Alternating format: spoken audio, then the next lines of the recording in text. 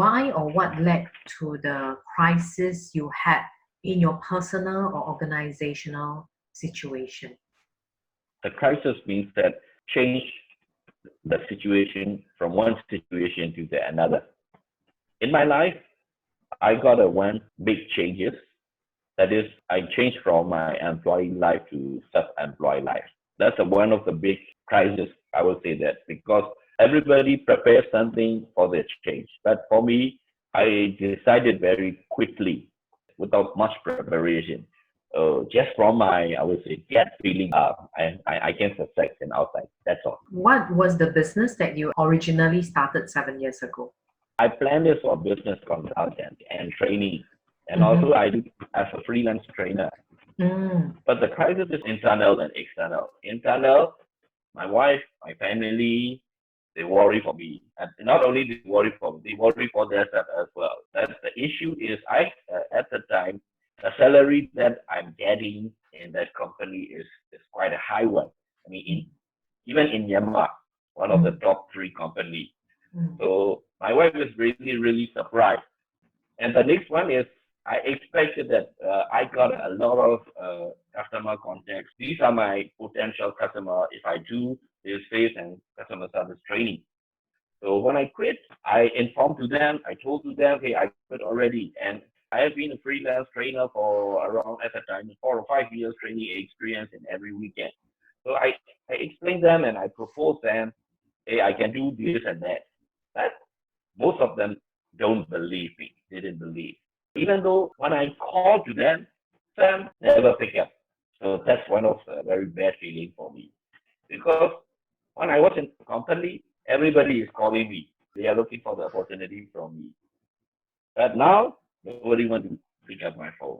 You're still a business consultant and management consultant now. So what were the steps that you took that actually turned this crisis in your business or personal crisis around? The very first thing is patience.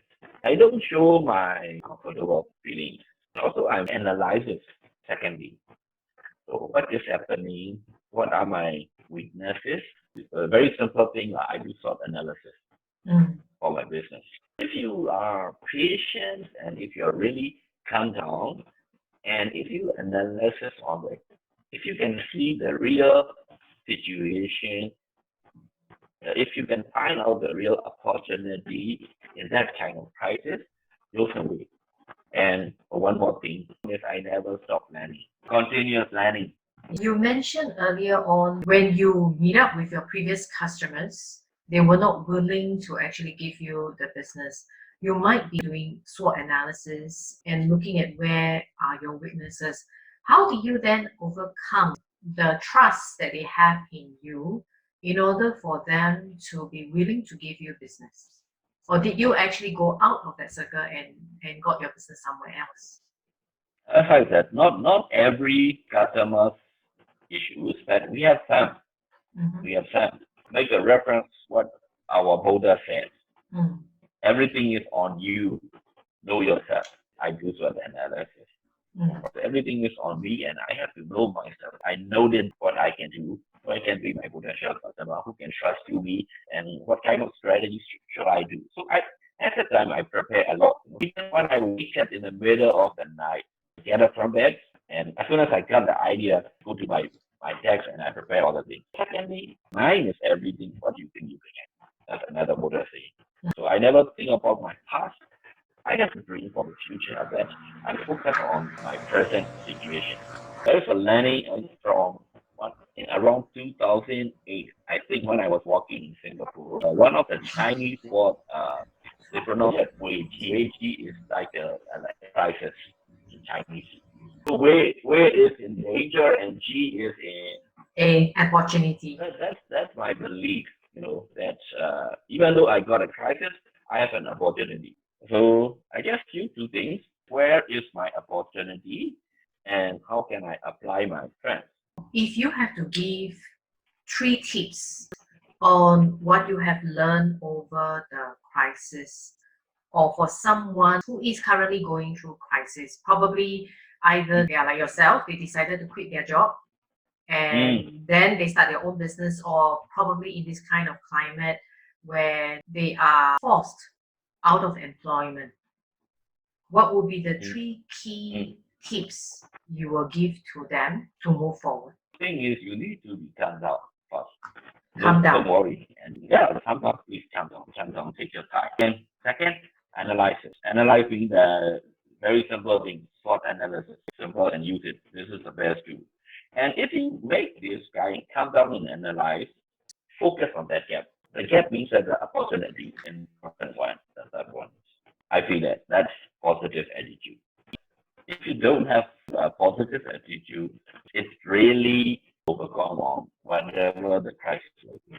But at times, right, especially like you mentioned earlier on, when you are stuck between your family and trying to bring an income back, like you said, non-regular income, it may not be easy to stay positive. How do you make sure that you stay positive?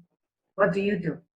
For example, like when I deal with my wife, I always say that I believe myself. Just give me a time.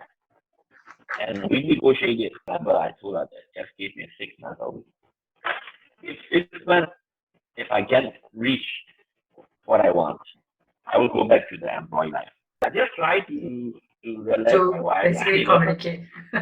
I didn't say opposite to her. That's my another positive attitude. Even though my friends, my customers who are not willing, I never stay away from them. I always keep in touch with them. And I use the media, so I use the Facebook. I contact with them.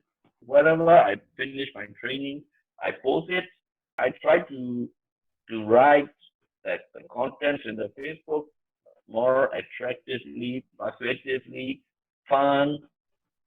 So I built my profile in Facebook strategically, and then people become willing to talk and deal with me.